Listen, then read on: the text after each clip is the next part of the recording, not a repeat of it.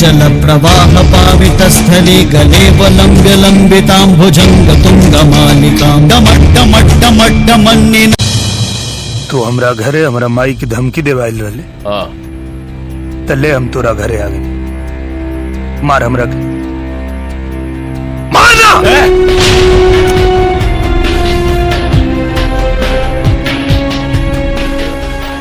ये डरावत केकरा कबे हाँ? जे डर के फसल पे जिंदा होके वो कबू न डराए। डर के फसल डर के बीज से पैदा होला। जौन बीज हमार बाबूजी तोरा के 24 साल पहले देले रहे और अब हम दिखाई तो के ओकर असली रूप। अब बस देख तू